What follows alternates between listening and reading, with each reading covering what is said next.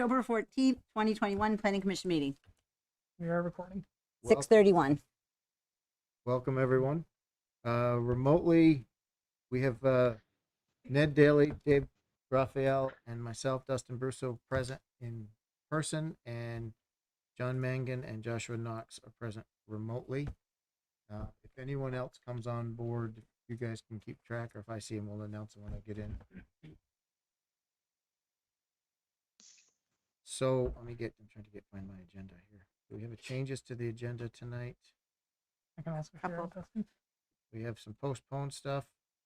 So the first item on our agenda, or second item, was going to be consent agenda. That's been postponed, so we have no consent agenda items tonight. And that's it. And then we added two things to other business, Okay. notification of an Airbnb and a PC operating procedures.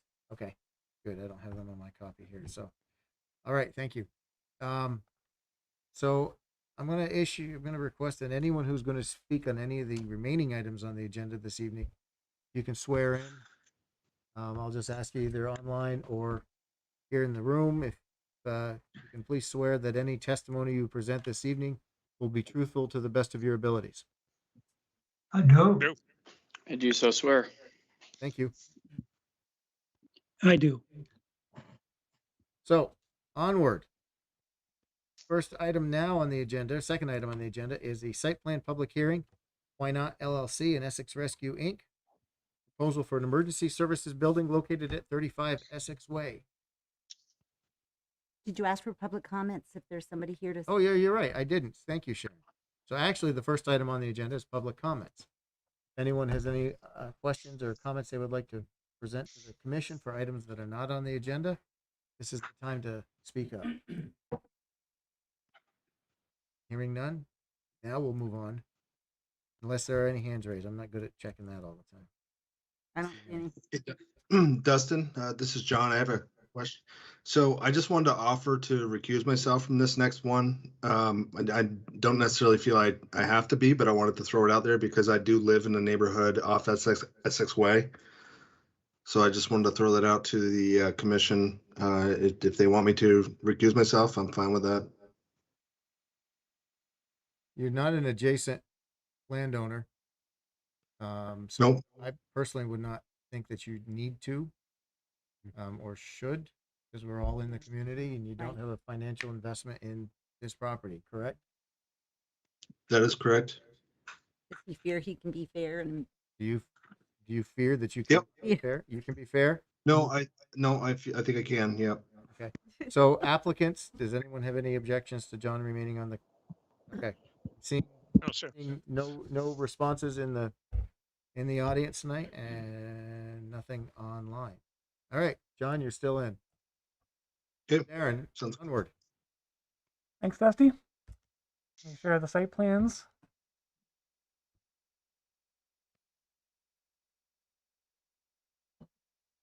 Shu has arrived Virtually.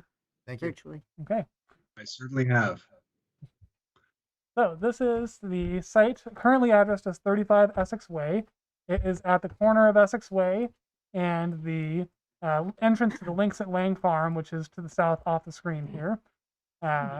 For orientation, this map is oriented north, so 289 is here, Essex Way is here, Myers Park, Links at Lang Farm here, and the site in question is highlighted in dark gray. So moving to the big map here, this is oriented so that north is roughly to the left. So change your view a little bit. This is for the new headquarters for Essex Rescue. This would be located in a more convenient spot for them to get in and out to the community and serve them well. We have classified this as a personal service and office. There is some office space within the building, but the primary use is serving the community by emergency rescue. The site plan generally meets all of the requirements of our regulations. There are some minor additions and documentation needed for this proposal to be fully ready for a zoning permit. We will review those in a little detail in a sec. Primarily relates to landscaping and stormwater. One of the major discussions that we've had with the applicant was about the pedestrian access to the site. As you'll see from the plan here, the Essex Recreation Path, which is a multi-use path that runs from the village all the way up to the town center and into the Price Chopper area, is along here. So it's a major thoroughfare for bikers and pedestrians. So one of the concerns was about ambulances coming out of the site and having potential conflicts with pedestrians who may or may not be paying attention. We're hopeful that with some additional traffic control on the path itself and warnings to users to be aware of the ambulances and yield to traffic, that will ameliorate that concern. Plus, the ambulances will be running sirens, so we hope that will alert everyone.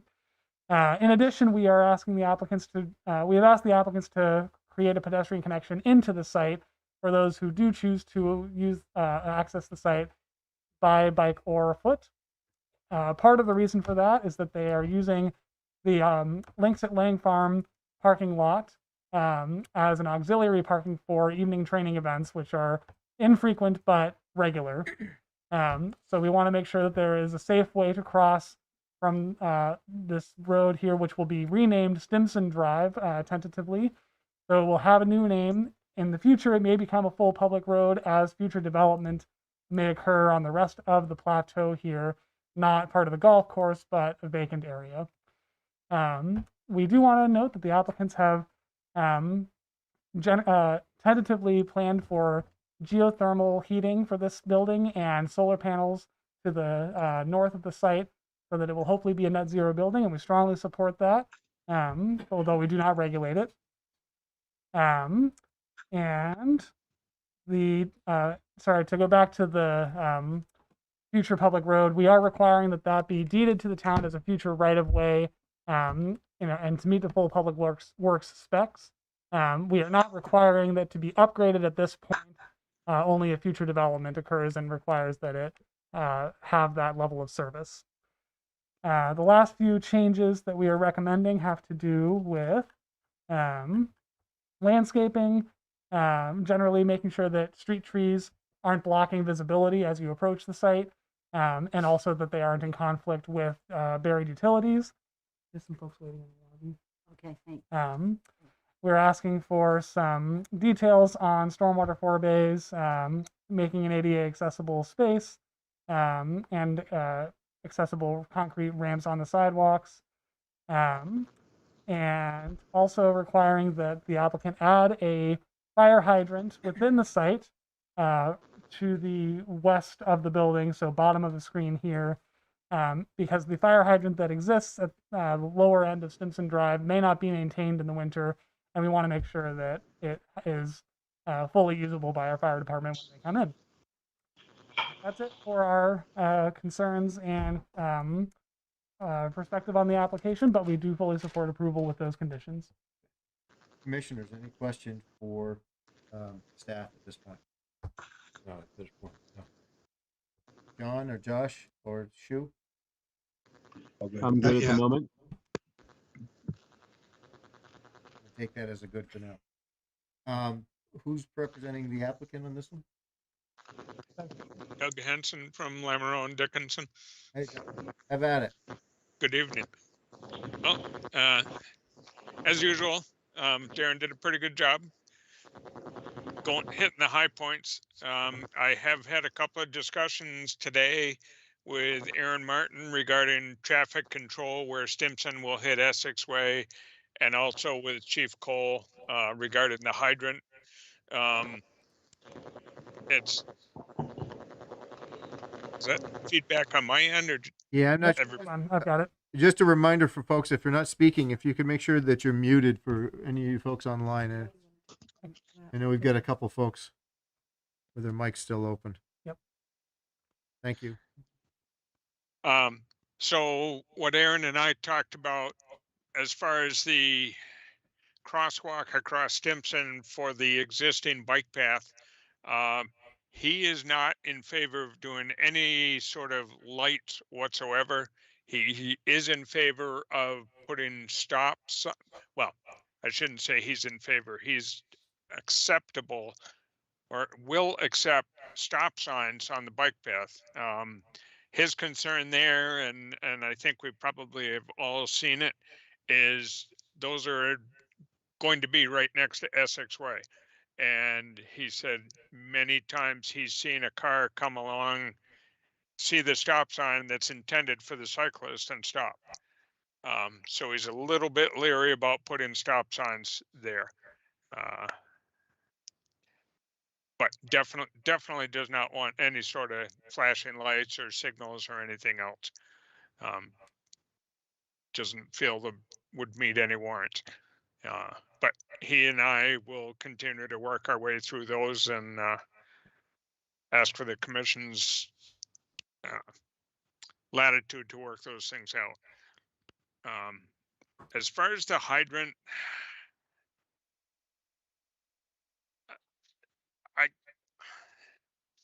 we have a tough time with that.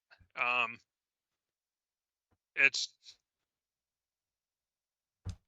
the issue with it is it adds a couple of $1,000s to the cost, but it also adds 2 months into the permit process, because adding a hydrant would require a water supply permit from the state of Vermont.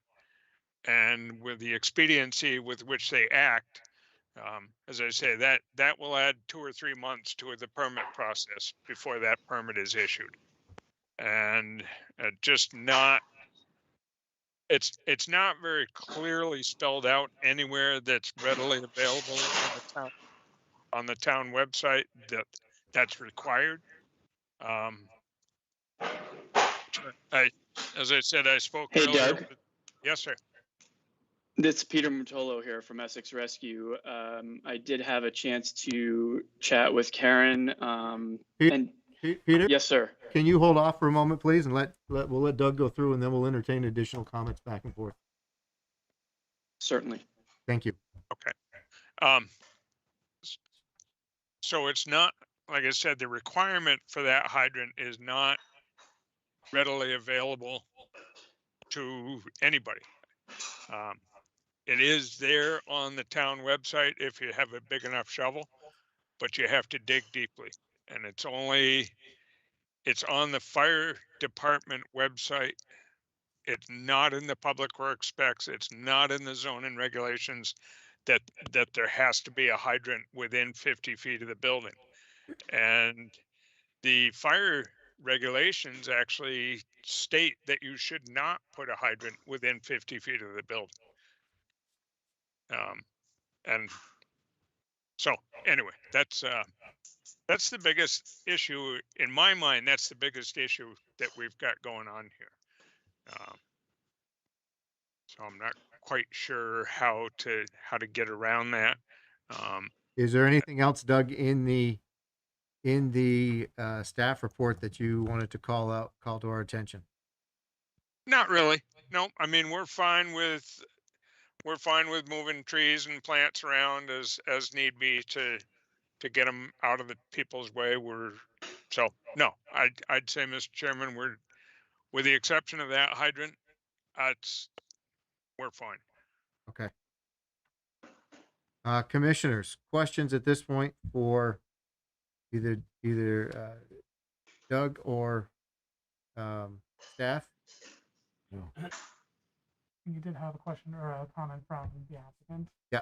So that was Mr. I forget. Peter. Dan. Machado. Peter You- Mutolo. Utolo. Quick question before we move to that. Don't we normally do either Stort's valves or some sort of valves on buildings instead of hydrants? You mean fire department connection? Yep. So that is on the building already. But in order to use a fire department connection, they need a water source to pump into the building. So that's the concern, is that the hydrant that is there on the site or on the Stimson Drive already, which is down near the corner here.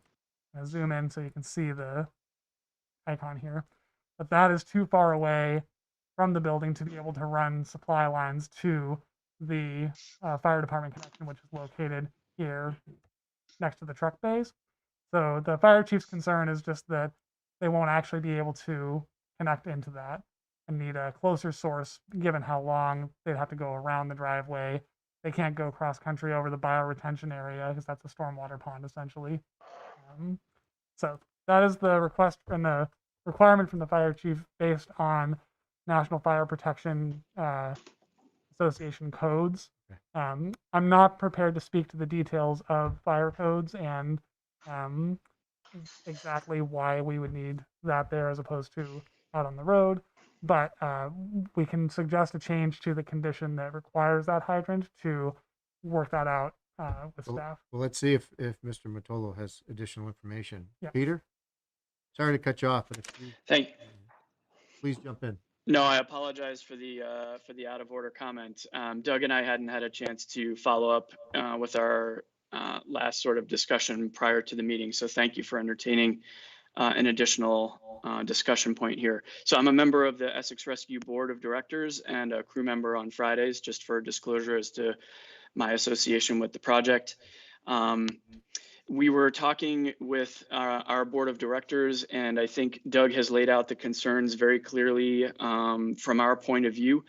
And I think one of the things that we would ask of the commission is the ability to work out the details to make sure that that hydrant on, forgive me, I don't remember the name of the new road, the golf course road, Stinson, is accessible year round, because as we understand it, that is a municipal hydrant.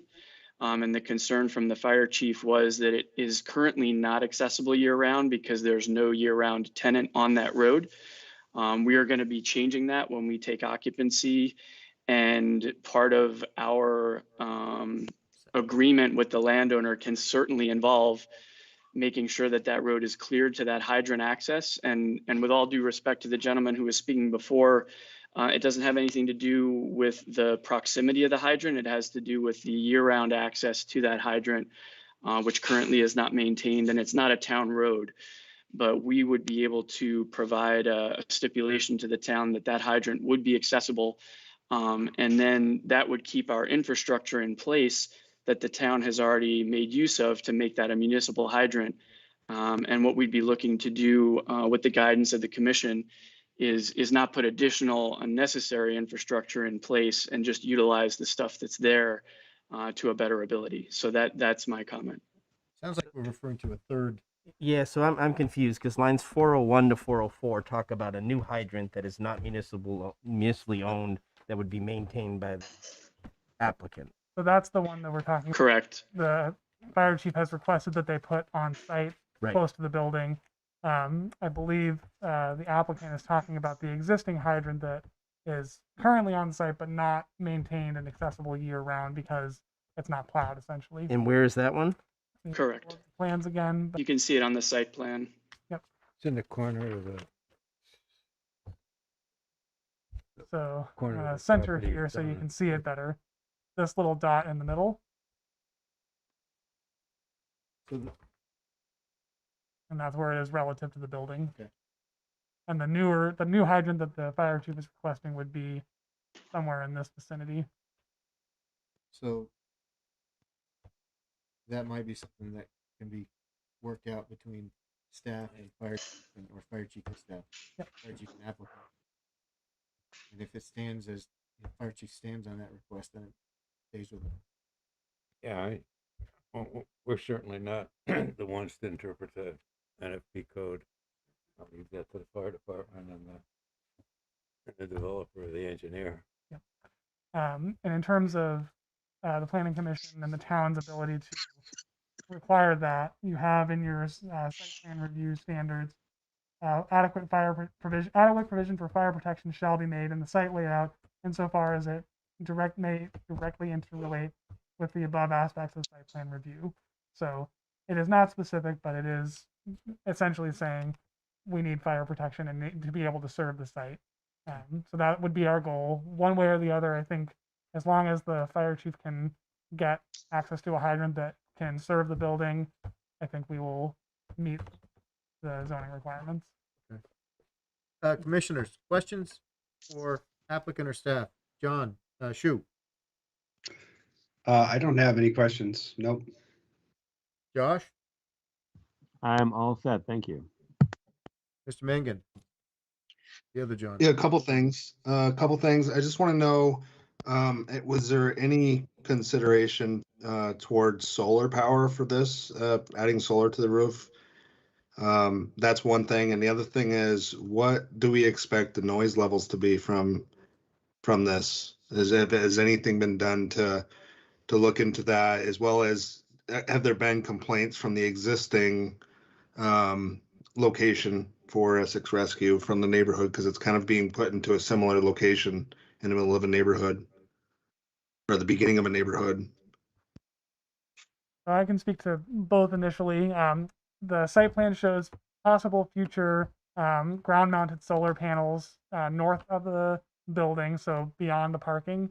That is not regulated by the town, and it's not necessarily, firm on the site plans, but that's our understanding is the applicant is doing that, as well as geothermal heating, hopefully, if that technology works out. In terms of noise, the town does not regulate noise in either in zoning or in the general town ordinances. It may be regulated by Act 250, but we don't really look at that from a site plan review perspective. Okay, my understanding is this wouldn't require an Act 250 permit, would it? Because it's a utility building. It's not on large enough acreage to require one. Is that true? It will, sorry. Doug? It will require an amendment to the existing permit. Any development on property that's subject to an existing permit requires an amendment to that permit. So yes, it will require an Act 250 amendment. Okay, so that's where the noise would be handled then under Act 250. Okay. Yep. All right, that's all I have. Thanks, John. Ned, No, I haven't. David? Good. Then I would entertain a motion to open the public hearing.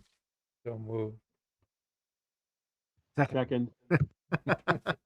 Moved by Ned, seconded by Dave. So the public, all those in favor? Aye. Aye. Aye. Opposed? Motion carries 6-0. 6, yep. For anyone who wants to offer comment, if you're in the room, please raise your hand. If you're on remote, please use the raise your hand function in Teams. And if that's not available to you, then speak up, and we'll try to get you in the order that that we see you, recognize you. So, that said, Mr. Dodge, first up. Hi, thank you very much.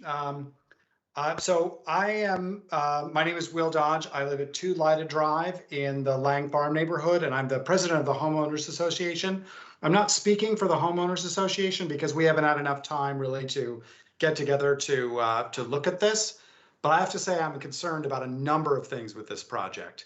One is I'm still unclear as to how this doesn't sort of irrevocably interrupt the flow of bicycle and pedestrian traffic that has actually increased since the COVID pandemic, with more and more people walking and biking, taking their dogs jogging back and forth across the cirque to the what was the Essex Outlet Center, but is now the Essex Experience, which is all about people using that space to go out for dinner, to to do a lot more than retail. So as somebody who e-bikes to work every day, I'm worried about this interruption, and I don't quite understand it. The second thing that I would point out is that I understand in a general sense Darren's point that the town does not regulate renewable energy requirements or efficiency requirements, but it also has an energy plan that was adopted by both the village and the town that sets really specific goals as to what's supposed to happen with the town's with energy usage throughout the town, not just the municipal building. So I guess I would say that a prerequisite of any acceptance by me of this proposal would be to see that the geothermal system as well as the solar system are installed as part of this. And I would also strongly encourage Essex Rescue to look into electric vehicles. I understand that ambulances haven't gotten there yet, but they're certainly migrating toward that.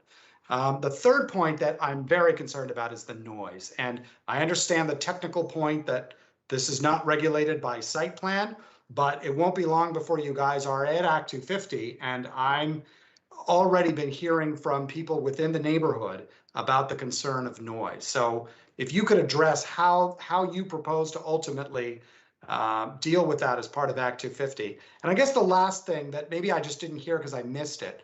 Why is Essex Rescue moving?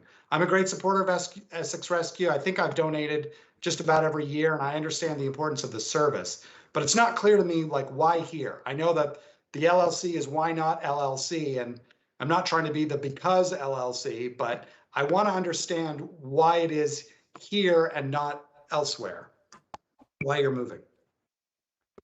I can address a couple comments. Okay, so I do want to caution a little bit though, because we can go into that if you've got some ready information, but frankly, I don't believe it's our purview as to why somebody's doing it if regulations meet requirements and so forth. So Yeah, I wouldn't comment on that. Darren, what do you have? And then we can. Yep. So, well, I'll take your comments in order. So the bike path, I do understand the concern about, or the town understands the concern about bicycle and pedestrian traffic. The reality is that this particular site and a couple of sites next to it have long been planned for development. It's sort of a coincidence that they haven't been developed yet. The Links at Lang Farm was originally supposed to be a large research and development area, and well, in addition to some housing. It hasn't gone that direction, but there is additional space for development on the plateau next to this site. So there would have been a major road coming out here regardless of whether Essex Rescue is coming or someone else is.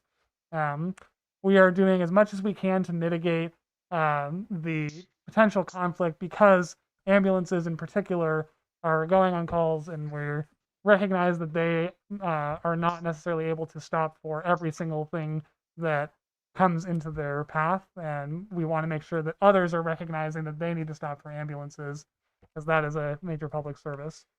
So that is the intent of having some sort of traffic control on the bike path. It will be a very minor slowdown, if any, for most users of the path. It will be a heads up, look both ways before you cross a road, which is already an issue at 289 and the Cirque.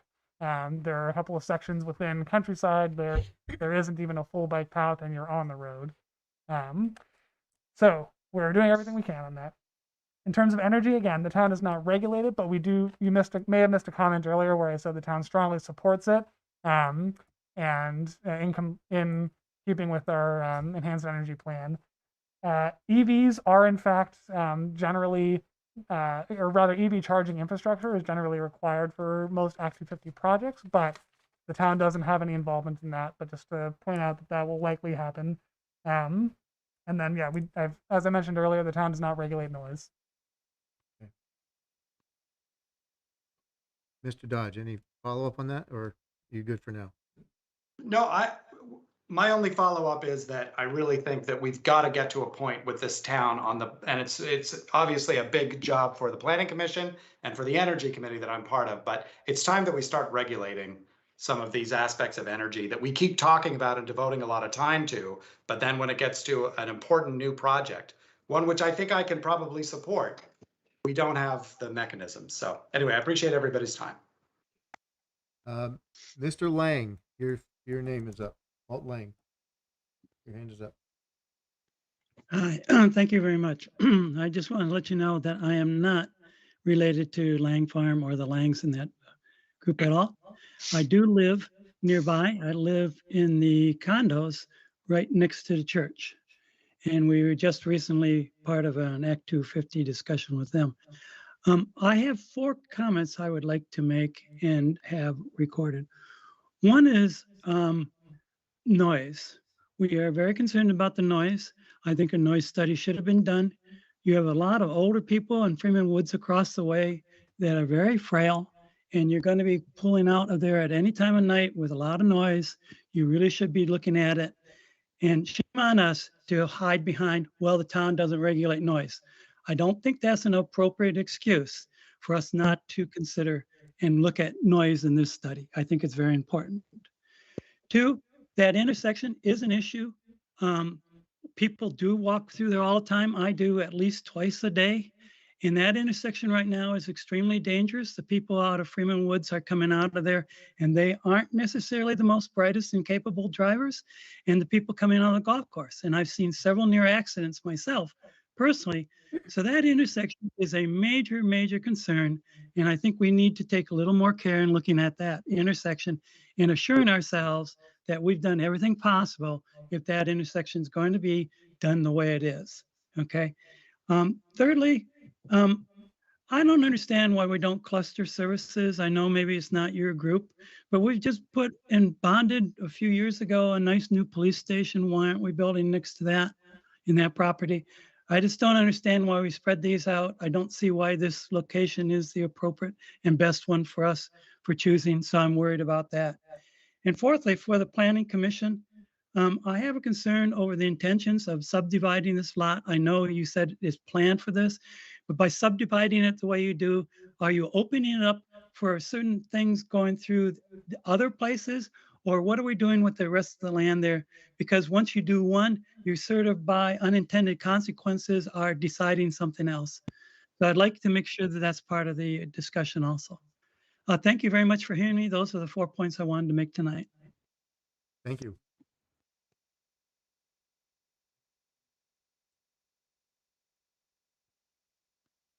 Okay. Walt's hand can come down. Commissioners, any thoughts, comments on anything we've heard so far? Ned?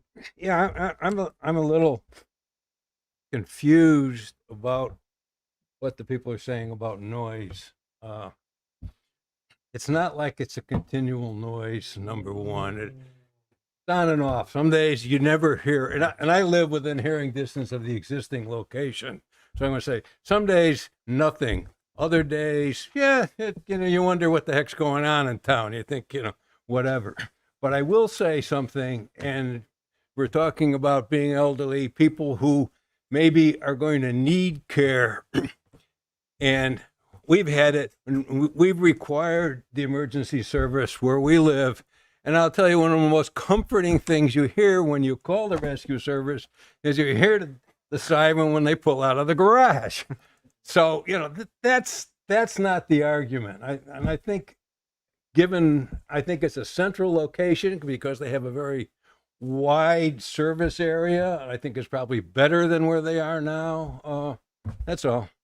Okay. Thanks, Ned. I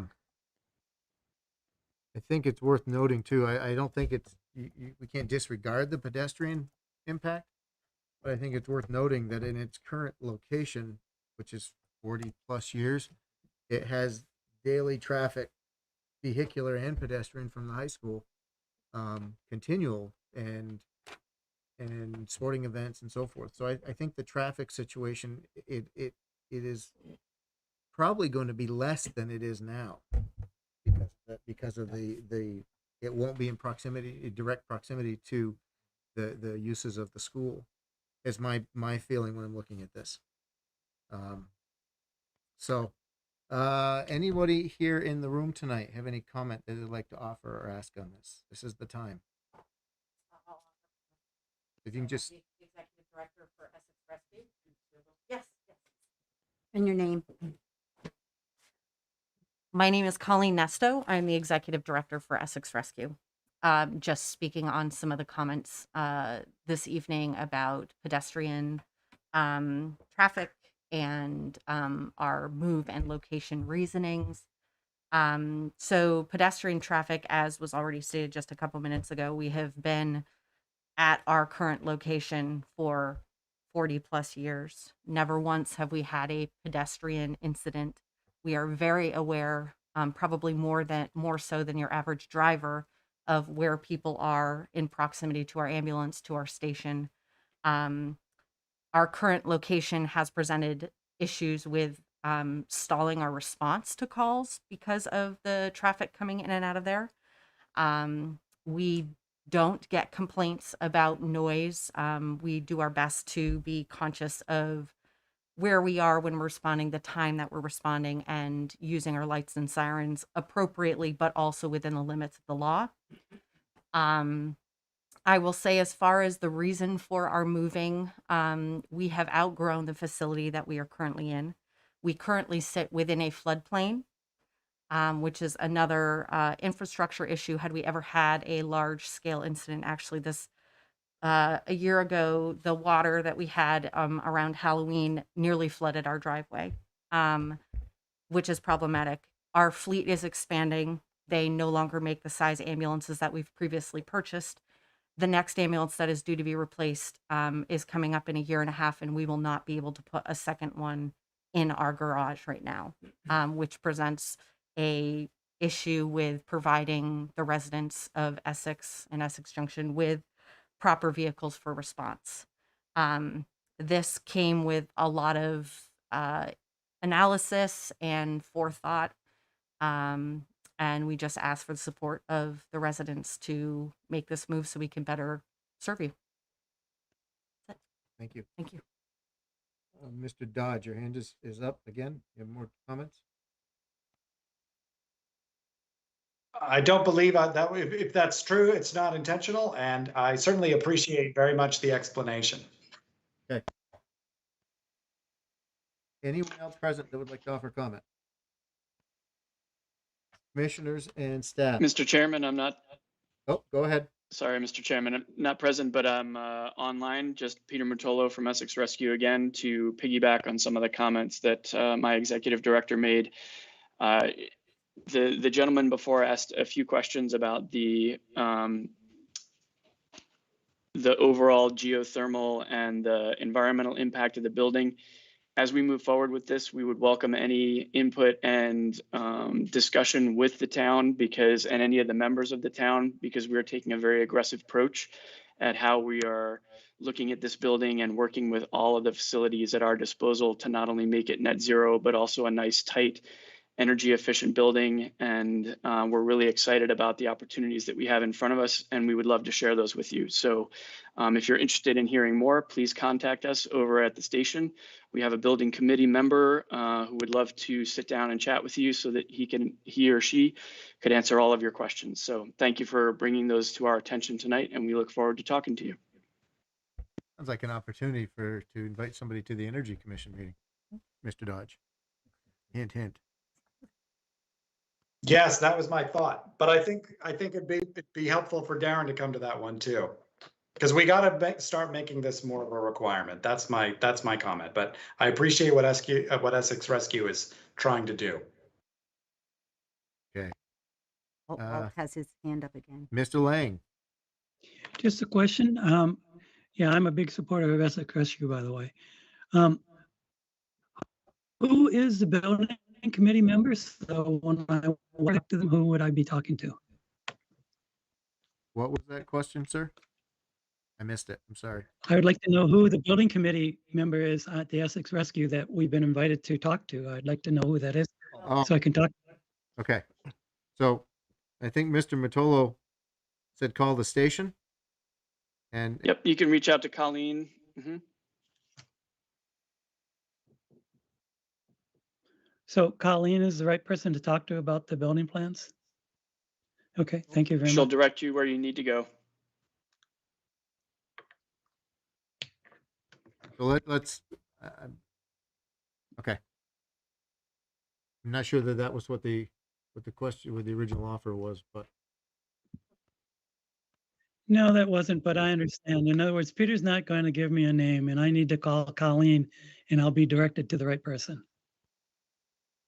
if you want to talk about they were talking about the energy planning and so forth for this. So Correct. And you can also, sir, reach out to the staff here in the community development office, and they can help put you in touch. That might be the easiest way, the cleanest way, at least, to keep things moving forward. Happy to help. I think the staff here has got a lot of good contacts, and they can help interpret your question, and maybe get the right person for you. We had another hand raised in the audience. Karen Danaher, president of Essex Rescue, and I just wanted to offer my name for anybody who does have any questions or they want to follow up on anything. Okay. So I'm it. There you go, Mr. Lang. Okay, I'm sorry, I didn't quite get the name, but I'd be happy to get it. Sharon Danaher. Thank you. You're welcome. All right, we're going to bring it back to the table for a moment. Commissioners, questions on this? Staff, any additional thoughts or concerns on this at this point, or tweaks that we want to talk about? We can offer a modification to the condition about the fire hydrant, and we also do want to offer something, quick change to condition 19 about the super box. Okay. I didn't mention earlier, but it's a minor change.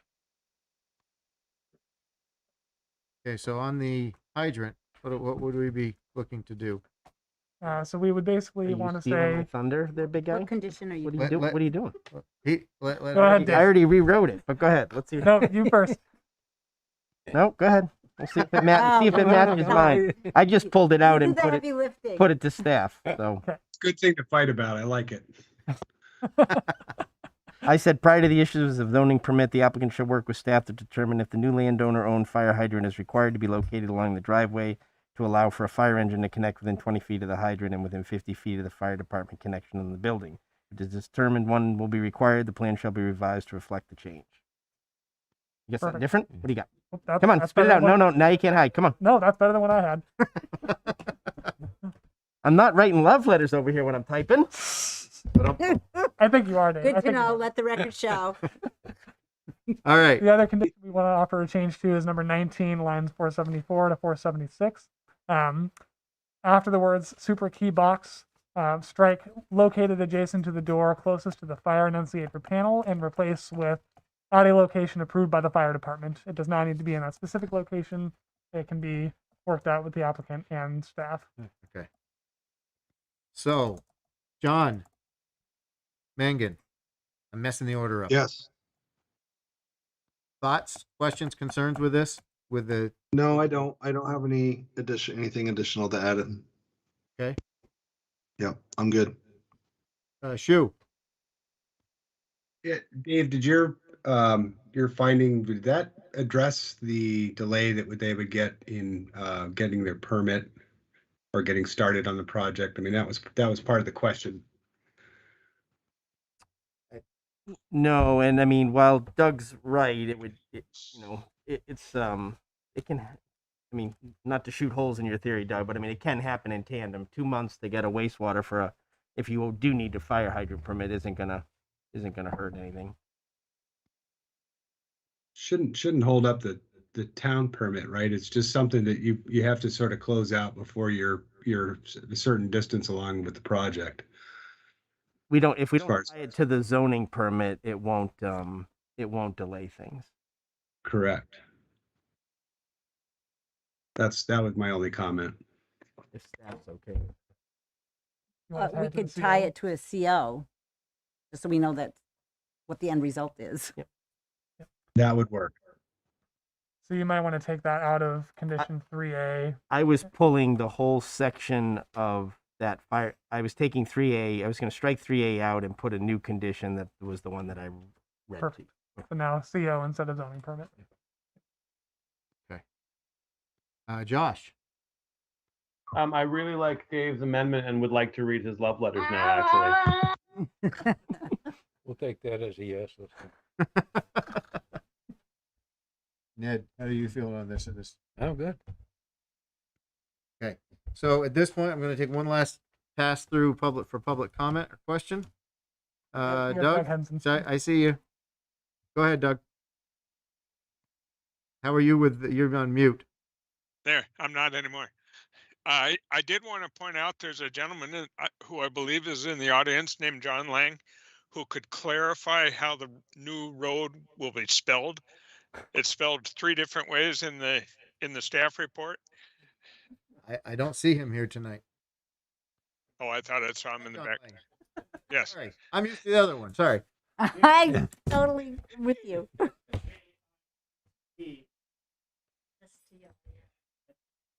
S. We don't even have an agreement between you two. I'm going to her. Stinson. Yeah. Stinson. Okay. My grandmother's maiden name. With an N as opposed to an M. Okay. Okay. Apologies. All right. Doug, you good? Thank you. All right. That's it. Yep.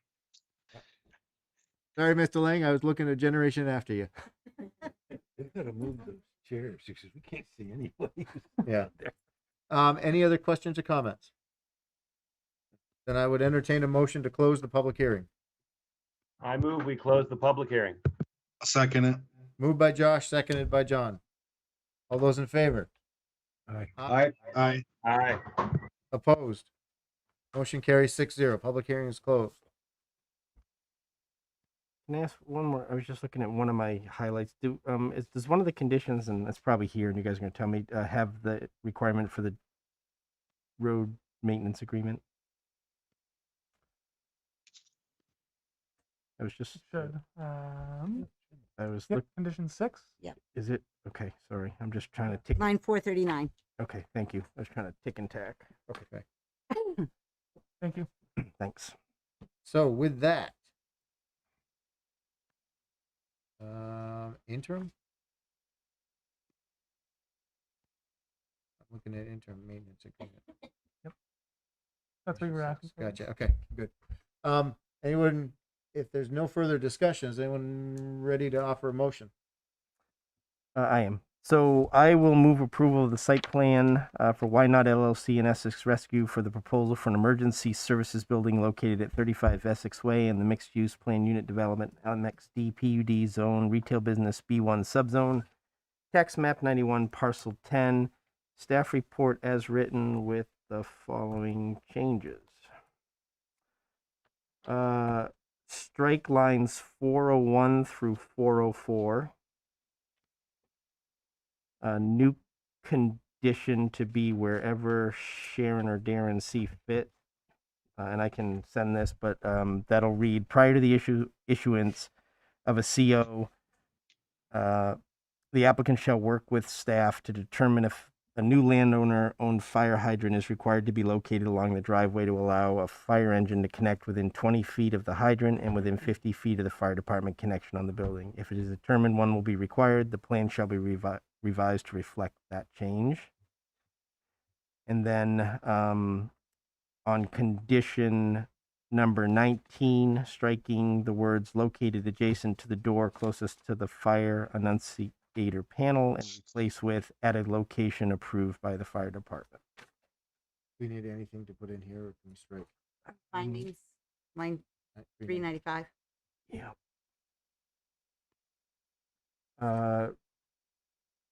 Let's get a second, and then I'll let you guys friendly amendment any findings, because I didn't have any. I'll second it. Pass that buck.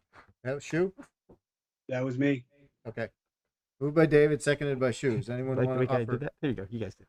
friendly amendment on this? I would just, I think I would offer, so we don't strike it from the thing, we would just enter on 395, say just no additional findings. That was what I would offer. That sounds good. I'm good with it. Accepted and accepted? Yep. Okay. Any further discussion? All those in favor signify by saying aye. Aye. Aye. Aye. Aye. Opposed. Motion carries 6-0. Good. Thank you, Mr. Chairman and commissioners. Have a good evening. Thank you. Moving on. All right, moving on.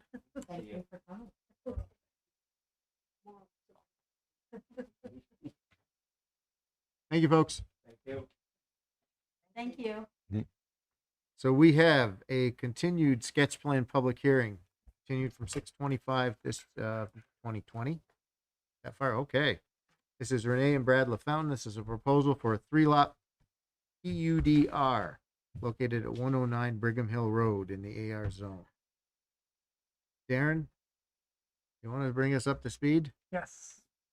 Let me get a site plan shared so folks can take a look at that while I talk about the history of this project. So this is a parcel that has seen quite a lot of attention over the years. It is currently a vacant lot that runs pretty much in almost a straight rectangle from Brigham Hill Road between numbers 105 and 113. So there's a spot in between where there's vacant land. What's shown on the plans here is actually the current, the proposed conditions, but the current condition is that this line runs straight back. The applicants are proposing a boundary adjustment and subdivision. The lot was created from a subdivision of the larger parcels seen here. So there's the existing house at 109 or 105 Brigham Hill Road was originally included all of these lands and was subdivided in 2007 and 2008 into lots 1, 2, which is under review now, and 3, which has been reviewed previously. And at the time, it was determined that that was the extent of subdivision that would happen under the regulations that were in place. There was also a litigation associated with that subdivision that placed some restrictions on both Lot 2 and 3 in terms of where buildings could be located and any future development. Since that time, the town has allowed for 2-lot PUDs or 2-unit PUDs specifically. The applicants have presented several versions of what that would look like on these lots. And we have this latest plan is the closest that we have seen that reflects the goals and standards of planned unit development. However, it still misses some of the major points. The biggest issue, let me start with what they've got.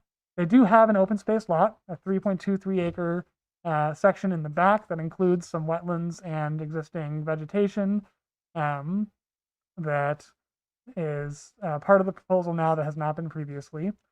And they have attempted to preserve some or to minimize impacts to the wetlands. However, there is still a long driveway that runs through a wetland that has been delineated. In addition, these houses are not particularly clustered. That is the major concern from staff, is that if this were approved as a PUD, it would set a bad precedent for clustering.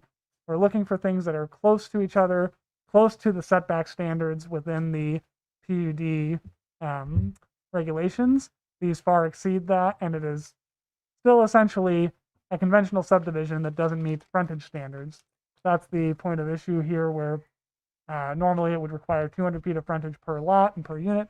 We're seeing 100 feet if there's flexibility for PUDs. So staff recognizes that there are some restrictions on the parcel, but those are legal restrictions that are outside the town's regulation and review. In addition, we do feel that the applicant could propose development that is within those restrictions and could potentially involve subdivision and a planned unit development, but that is not that wouldn't create so many impacts on the wetlands, wouldn't create such a long driveway, and wouldn't impact the scenic views, which was ultimately the point of the restrictions on the property, was to preserve scenic views from the road and from adjacent properties. The staff would suggest a revision to this that involves both dwellings being located west of this wetland on a shared driveway. The lots could be truncated to avoid, to basically be along the wetland boundary or the buffer boundary. Both lots or both dwellings could be located within the restriction areas. And that would preserve far more open space and includes far more of the resources, natural resources on the parcel. So we would suggest or recommend to the Planning Commission denial without prejudice, saying that the plan that is presented cannot be approved, but we would entertain a revised one. Commissioners, questions at this stage for staff? And Mr. Stewart presenting on this? Who will be presenting for the applicant on this? I believe Mr. Stewart. Yeah. Okay. John, it looks like you might be muted. No. Although, no, you're not muted, but we're not hearing what you're saying. Try again. We can see your mouth moving, but no sound is coming out. Is something my wife hopes for every day. Just never happens.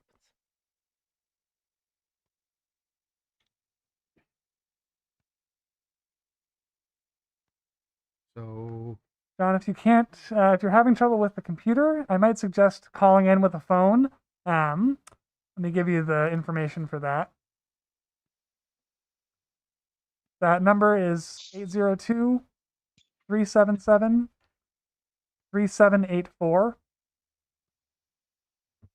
And the conference ID you will need is 590-879-654.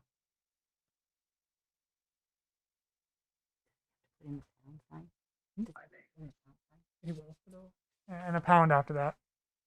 Which is also at the top of the agenda if you. Correct.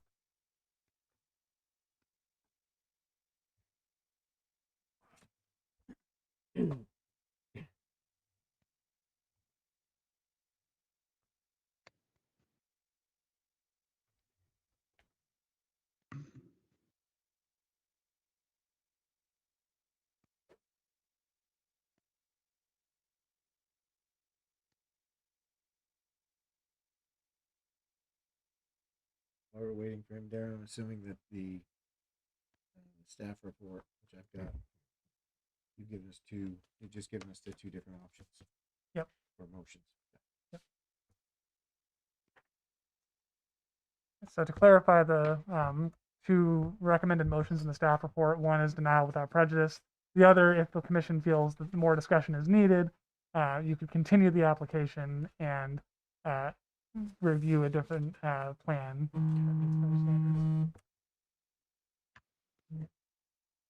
Something's ringing. What just vibrated? This is Dustin. Oh.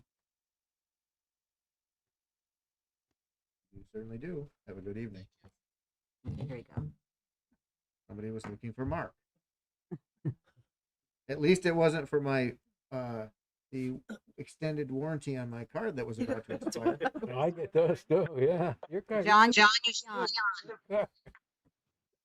Oh, I'm not hearing him. Okay. John, there you go. Yes. Looks like we can hear you now. Good. Okay. So I'll be presenting for the Le Fountains. We all set? Yes, we are. Okay. Okay. So there's a little additional information I want to pass on in addition to what Darren has outlined. This parcel has, like he indicates, a long history. It started out as being created as a 4.3 acre parcel, and then 2 acres were added to it as part of the Doobie and Guiney subdivisions.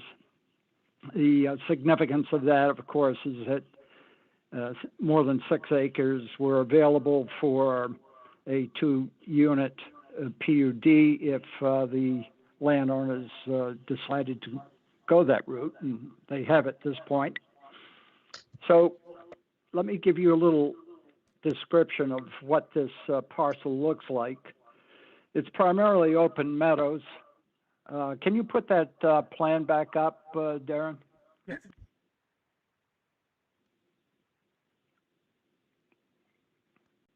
And let me know if I need to navigate. Okay. So as you stand out on Brigham Hill Road, you're looking at a tree line that goes down the north side. It is, as I said before, primarily meadows, which also have 2 wetland areas that are indicated by the red crosshatching. There are 3 mound systems that are located, well, or will be at some point in theory, in the right-hand side of the property. One is to service lot what is known as Lot 1A. That's a replacement system for the existing mound system. And then there is a mound system for Lot 2A, which is the proposed house site closest to Brigham Hill. And then Lot 2B, which is on lands that would be added from 113 Brigham Hill, which is the La Fountain property. So we have the meadows and Class 2 wetlands. Along the east side of the property, there's a mature tree line, or that's probably 30 to 40 feet high.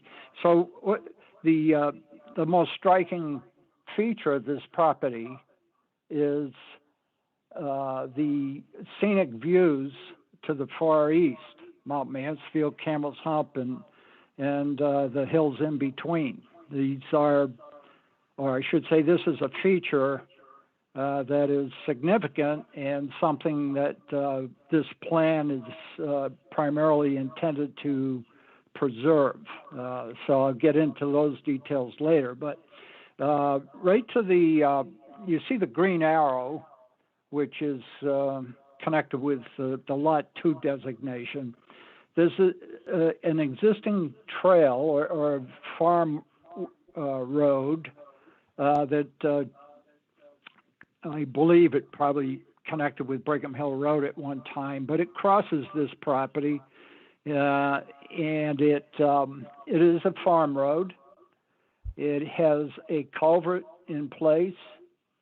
It is a resource that we would use for the construction of a driveway. Now you see how the wetland really pinches down where that crossing occurs. The wetland has been delineated and agreed to by the Wetlands Office. So this is a very precise representation of that resource. So we're not creating any infringement on the wetland that already doesn't exist. We're just utilizing that existing farm road.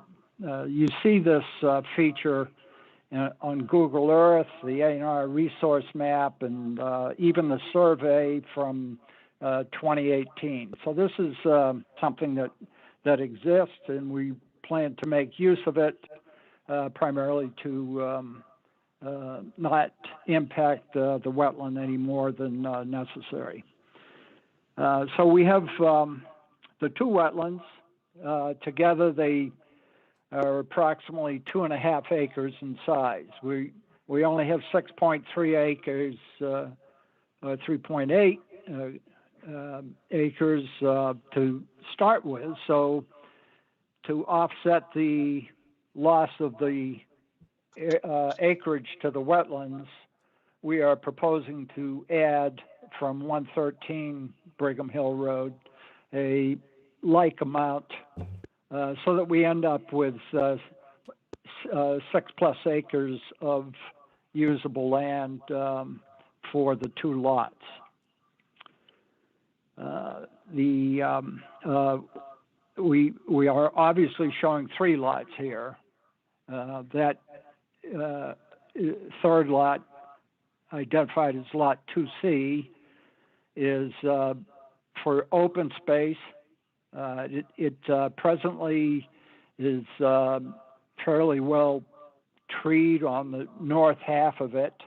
There are a number of trails out there that are in use by the landowner and perhaps the neighbors as well for walking, ATVs, or whatever. It's a they're established trails, and the idea of the open space is to continue the use of those trails, which also, by the way, extend across Lot 2B.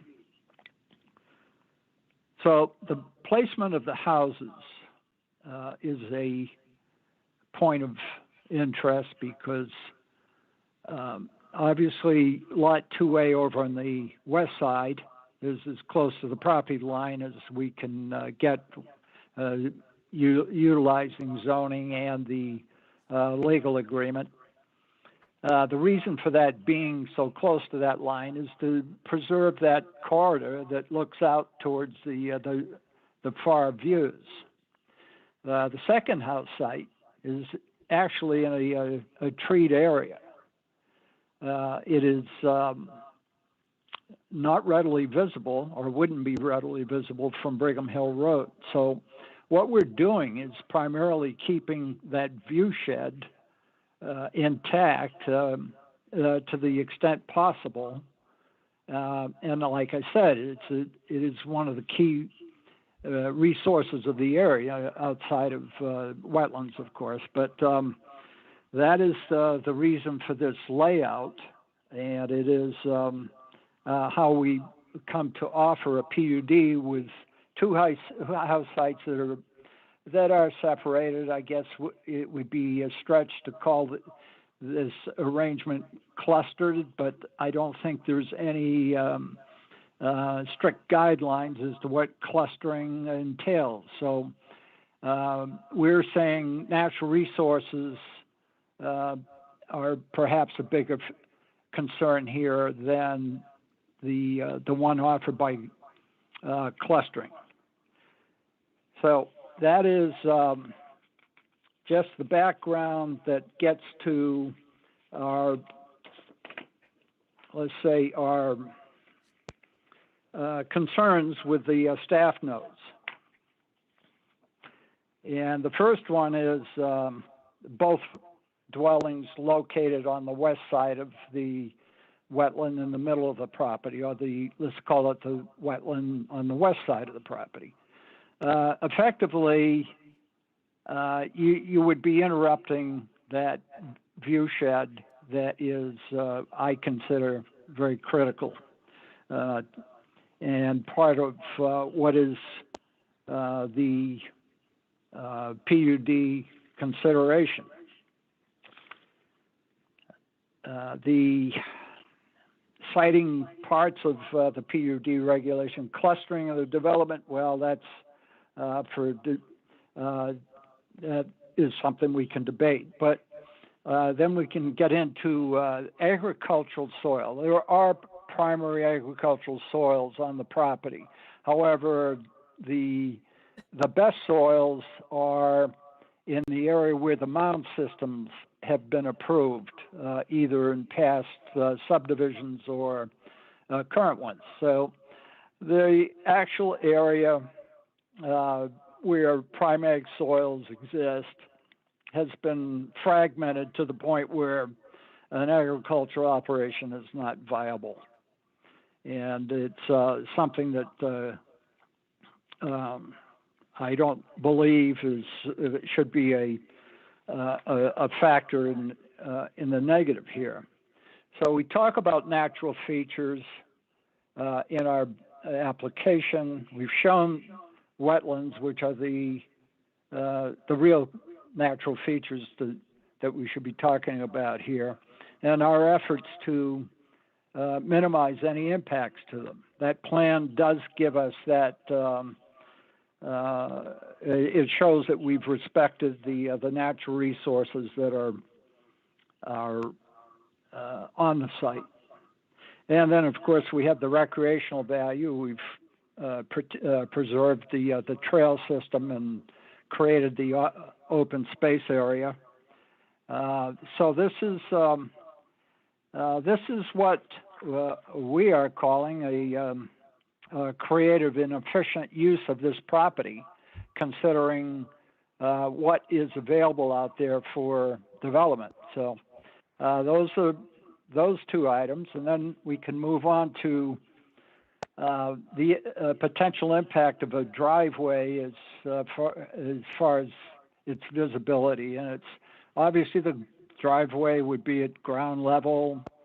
The views are at a different plane. I mean, you're looking at the mountains, not a gravel driveway that meanders down through the meadows. So it's that's something that would get lost in the landscape very easily once it's in place. There's no visual impact from the driveway. In other words, that's our belief anyway. So when we get to, we've covered agricultural, open space, conservation, and outdoor recreation. All of those are part of this plan.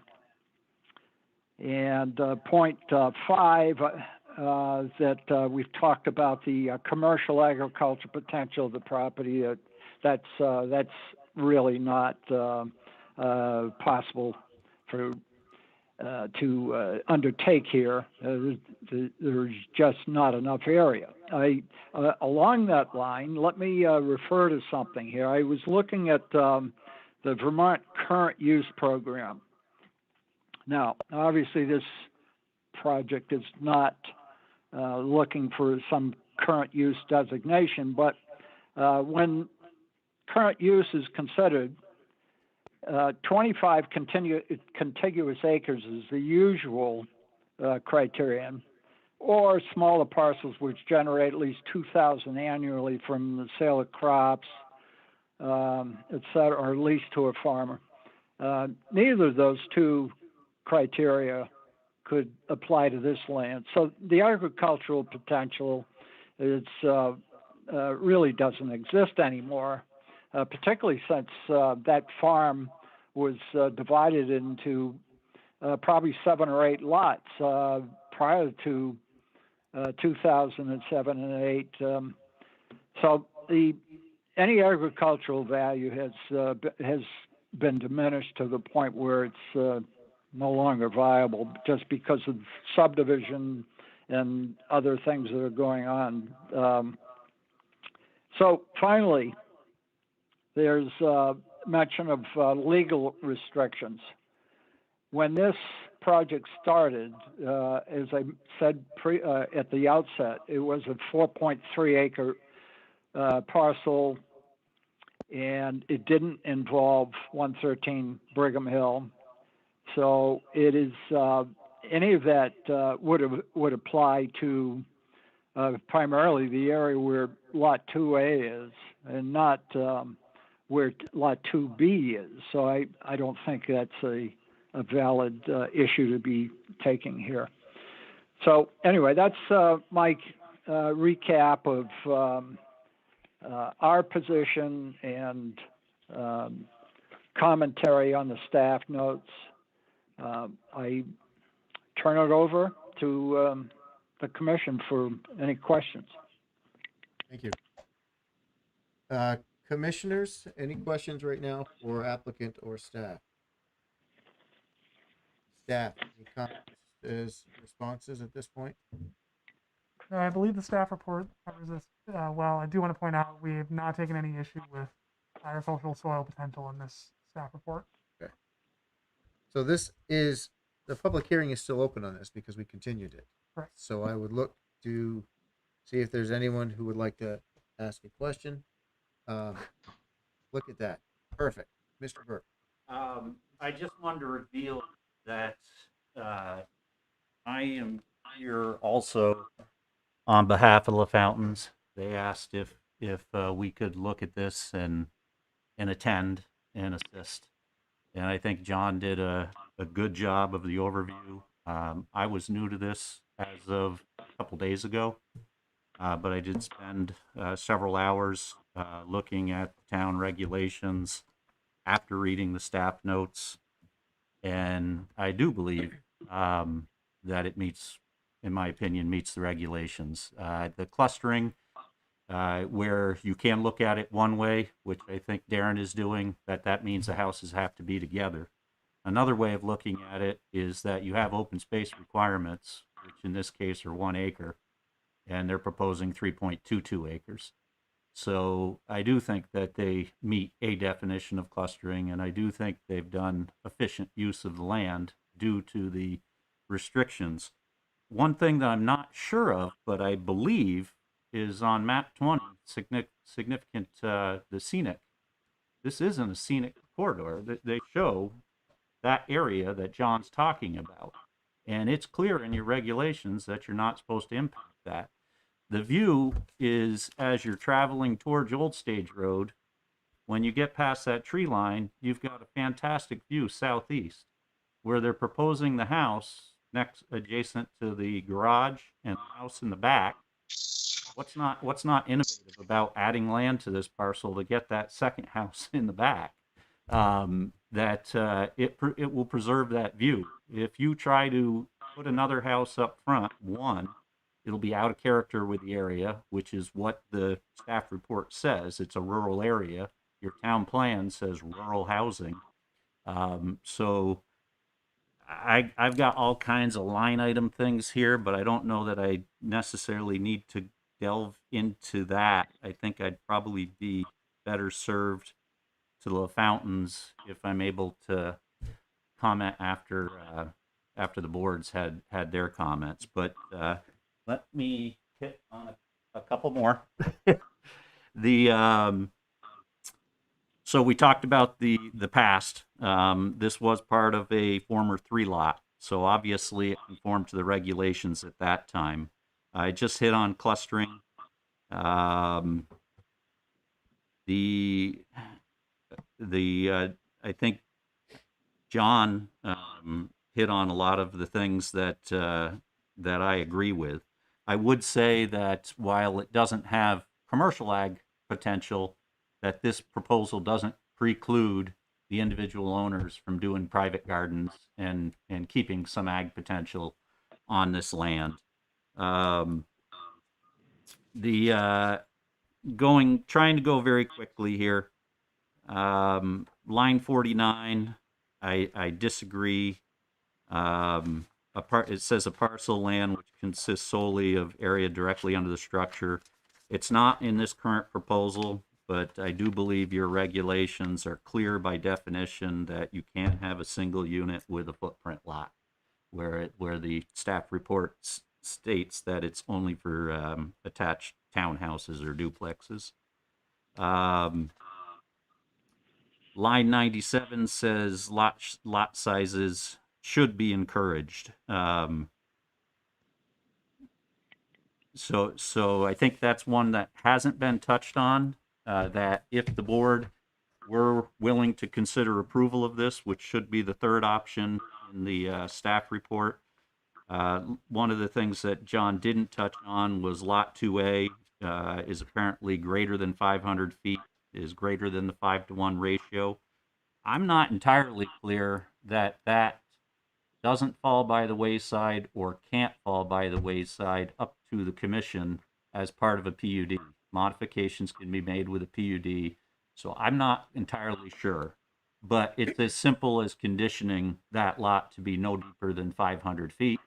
It would meet the 5-to-1 ratio. The other lot ratio would go up. So that's an easy condition that shouldn't require continuation or a resubmission on the lot width to depth.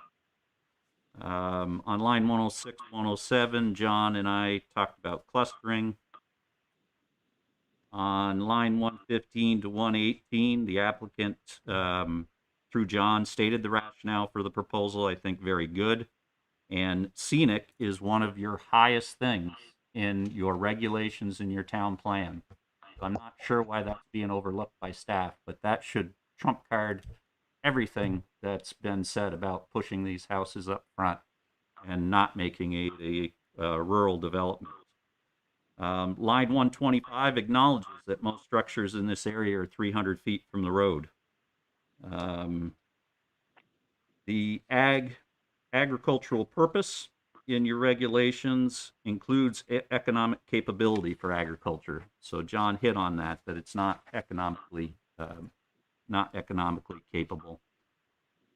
Line 155, 6.8J, 1 acre is the requirement for common space, with nothing stated about the removal of wetlands. So staff starts to talk about, well, it is 3.22, but well, the intent of open space is to get things like wetlands in them. So so it shouldn't be.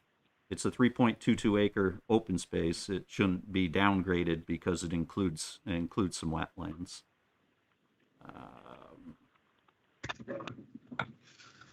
Line 186 gets into legals, and I don't really know that that's, as Darren stated, I don't know that's really part of the purview the board or subject to it, but the staff report went there. I know when this was done, that the main intent of that agreement was for one home. So Darren gets into language, the definitions, and comes to the conclusion that you can have more than one. Well, the express intent when that was done was that it was for one home up front, and that it be at least 200 feet back, which they've met. And again, by tucking it on that north side, they preserve the view for the traveling public. I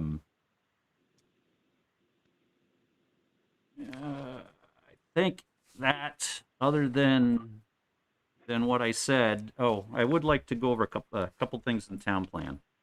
So the town plan, some of the maps that I would think you'd be looking at. Footpaths, none on this parcel shown. Map 11, flood hazard, none shown. Map 12, fluvial hazard, none shown. Map 17, watersheds, none shown, including wetlands, where this wetland crossing is. This is just it's a meadow that gets wet enough in the spring to meet the definition of a wetland. It's one of the many non-wet wetlands that we have. So when you're talking about impacts on flood storage, John already hit it because there's already a crossing at this location. On map 19 of the town plan, significant features, there are none. On map 20, scenic, there is, and that's what they're preserving. So the lowlands in the town plan allow for rural housing. The zoning, single-family housing is a permitted use. It's not a conditional use.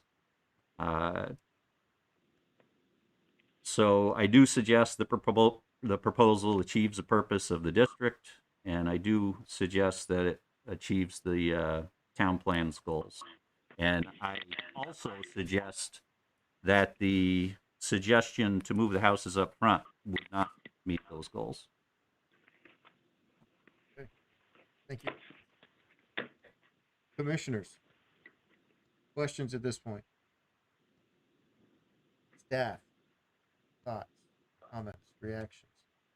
Yes, I do. There's a lot of somewhat conflicting arguments coming around here, but the one thing I wanted to point out that I didn't in my narrative, in my spoken narrative, but that's in the staff report, is that a lot of these problems would be solved, both in terms of the clustering, the wetland impacts, the need for flexibility from the zoning regulations, if the applicant proposed a duplex on lot 2A where the current house is proposed. That is a simple solution to this entire issue and would conform with all of the zoning. I believe would conform with any legal restrictions, but again, as Mr. Burke said, that's not necessarily the town's purview. So that's something else I want to offer as an alternative to subdivision of these parcels, of this parcel, that would certainly hit all of the goals that we've talked about: scenic views, wetlands, clustering of development, and rural character. One question I had, throw it out there for anybody at this point, applicant or staff, is a 1,000-foot driveway. We continue to hear concerns from Public Works and Fire about driveways that are that long. So I'm surprised that I didn't see specific comments regarding that link that struck me as some of the other ones we've seen off from other places where there hasn't been like pull-offs enabled and so forth. It doesn't fit with previous long driveway submissions. Yep. The reason that you may not have heard those concerns specifically is that longer driveways are allowed for up to 2 units. You didn't get to the point of looking at pull-offs because there were more fundamental issues from staff perspective with the application, but technically it meets the standards of driveways. It does not necessarily, in staff's opinion, meet PUD standards, so that was our main point, our main focus. Okay, commissioners, we'll go around the table. Ned, catch him before you leave. No, I'm still kind of digesting some of this, Okay. and I'm just, probably that just because it doesn't really fit probably what all of us think a plant unit development is. So I'm trying to to work it through. Okay. Okay. Shu. I have no comments right now. John. No, I don't have any comments. Josh. Well, following up on something Ned said, and this is my whole thing with PUD, as you know, we have to sort of figure out for ourselves and vis-a-vis the regulation itself, whether PUD is sort of a negative tool, meaning this is the thing we use to get to a place we can't otherwise get, in which case I think the arguments make a lot of sense that we want to protect scenic view sheds and so on. Or is it a positive tool in that it gets us a particular kind of development, and that development has to look a certain way? And if it's the former, then I think everything Darren said is very solid about precedence and such.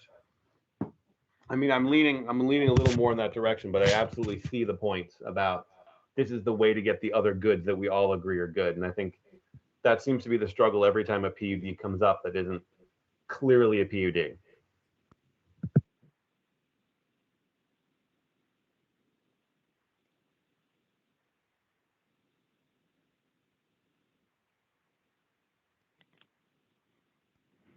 Okay.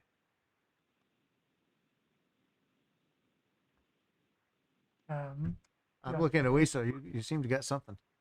Yes, Dave, did you get here? Good. I'm struggling a bit. Yeah, I'm good. Tell you what, let's go around and see if folks in the audience want to offer comment. I see Blair Haxel. Yeah, hi. I'm one of the neighbors, I guess, and my question is this: I know in the legal agreement I know it's outside of your purview. There were some vegetative screens kind of required along the driveway to block headlights and stuff like that. Is that something that would need to be part of the plan at that stage, or is that left for another time? I think we don't normally nail it in at sketch. Correct. And we would keep those comments, we'd be aware of them, and I'd certainly invite you back for the next rounds to go there. Okay. Those would be definitely something that we could would be included over the course of the application. Yeah, I don't want to put words in his mouth, but there's two different. You're mixing up two different things. If it's a requirement of the legal agreement, that wouldn't necessarily be a condition of a planning commission approval. That would be a condition of an agreement that was reached outside of the body. So that wouldn't necessarily make its way into a condition of this approval. Gotcha. I guess that's what I'm asking. Yeah. So said differently, I mean, if there were requirements for that and those requirements weren't met, that's a civil matter, not a regulatory board matter. Gotcha. Mr. Egan. You are muted, sir. I am unmuted. You were stressing the importance of the scenic view, and it is a wonderful view as you look towards the mountains there. It's one of the pleasures of driving on Brigham Hill Road. Now, there is also there at 113 Brigham Hill Road that line of trees, and I don't know, of course, it probably doesn't come into your area on this, or I don't know, because 1, 2, 3 maybe is part of this subdivision. But can anything be done about having those trees that block the view, to have that somewhat lessened? That some trees might be removed. Maybe there's some trees there to block the house, but maybe some could be removed to enable the view. Thank you. Typically, I can speak to that. Go for it. Typically, the town does not recommend removal of trees to create scenic views. We're looking to preserve the ones that already exist, the views that already exist, and generally the trees that already exist. So if it was a fundamental issue to the application and that was a major benefit that it was providing, perhaps, but that's not necessarily part of this proposal. Okay. All right. Anyone else? Mr. Egan, your hand is still up. Did you have anything else you wanted to add? No, that answers my question. All right. Okay. I'm not sure how to move forward on this. I mean, we have recommendation from staff to deny or to continue. If we were to continue, I think the question is do we feel that there's room for continued discussion on this? And would we be continuing for the applicant to try to, this is a general question to commissioners. Would we be continuing for the staff to try to work with the applicant to come up with a new design, or would we be continuing so that we can understand more of what is in front of us? Because I would agree with, I think Josh had said that there was elements of both arguments now that are very compelling. Darren. I just wanted to clarify that the recommendation from staff to continue would be to allow for a revised plan that meets the recommendations in the staff report. You may choose to continue for another reason.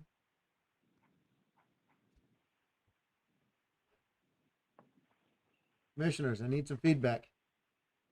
I agree with staff's recommendation for them to work with staff to come up with a plan that works.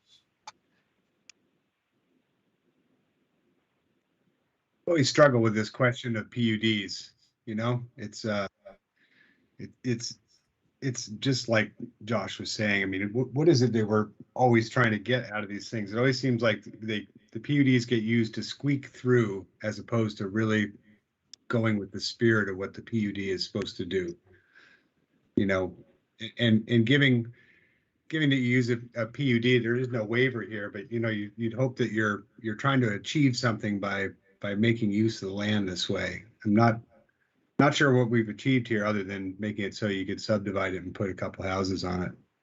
So I'm struggling with it a little bit. That's just my thoughts off the top of my head.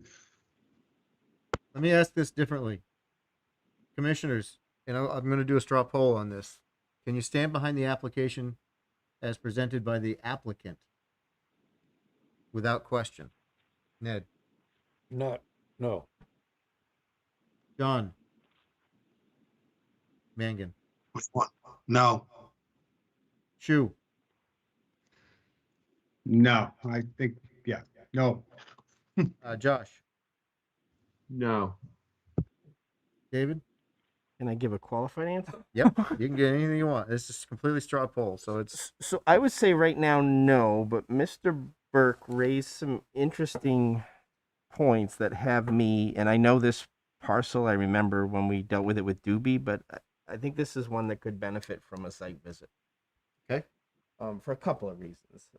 That tucking, I'd like to put eyes on where the tucking would be and really look at it from a scenic view. I remember we floated a balloon there when Doobie subdivided, and that was helpful. It was a very windy day. Very windy day. But it gave you a sense of, because the topography of this does drop as it goes down. So I mean, Dave raises some good points of, if our goal is really to preserve the Brigham Hill views, then I think we got to walk the parcel and get collaborative. But the short answer is no. The way it's written right now and with staff's objections, no, I can't. So I think, and thank you. I where I was going with that is that if we can't absolutely accept it, then approving it's off the table. I think that's a short and simple version of that, which brings us back to the options to continue, which Dave just brought up a compelling, reason to continue for a site visit. Failing that is to deny. I'm trying to narrow down what we actually are in a position to do this evening. So. Yeah, I hate to see it drag on, but I really think we have to. I think we need to figure out the best way to develop this parcel, because it is a good parcel, and we have to look at it. So be it. Would there be any? Hang on, Darren. Would there be any issue? I'll get you, Dave. Any issue whatsoever if this was being proposed a single unit? No. So as the parcel stands today, it could be developed with a single unit home with a zoning permit. No planning commission would be required. In fact, both could accommodate 2 single-unit homes, not on separate lots without any planning commission review, both under zoning permit. Okay. So the fundamental issue here is subdivision of those parcels so they can be sold separately. Okay. And that's where we're getting into all the other items. Yeah. And the interpretation of the view and so forth. David, did you want to offer? Well, I think the one thing that first, I guess I want to defer to John first to make sure he didn't have anything he wanted to say, because I don't want to step on toes. John? No, I think I'm fine with what we've presented. Yeah. Okay, a couple things. Well, first, I think the two things in the staff report, the two options are the same. One's deny without prejudice. The other is change it the way I want it. Well, not necessarily. Let's hold on that for a second. I think from what I just said, the option is to deny or continue. Yeah. So let's just leave it at that. Okay. Well, when you asked Darren, he clarified what it meant. Yep. So hopefully the board looks at it independently. The PUD, the reason, I agree with Josh and John. I've been doing this 36 years now. I was an zoning board chair. PUDs, I think by design, are intended to be kind of loose and open to interpretation. So it's not cut and dry, and that's why there's a disagreement right now. And I could see disagreements going the other way. I don't think that you can write a regulation on a PUD for flexibility and innovative and have it be easy to follow. So it should be subjective to each individual board member as to whether the merits are met. Again, the merits here are that the scenic corridor is kept. As Darren mentioned, your regulations would allow 2 homes here, which would quite possibly block, you wouldn't have any say on it, just be a building permit, and 2 homes would be on this parcel. The other thing that I believe could happen when they say that, is this a way to get around 2 lots? I don't believe it is. Your regulations allow access by a 25-foot right-of-way. Cut off the front and make it 200 feet wide. No. So are you speaking to the section 3.1 where it talks about access to pre-existing lots? Nope. Talks about access by a 25-foot right-of-way. When you don't have frontage. When you don't have frontage. Yep. So you would not have frontage. So you're saying that does not include when you create Correct. that lot.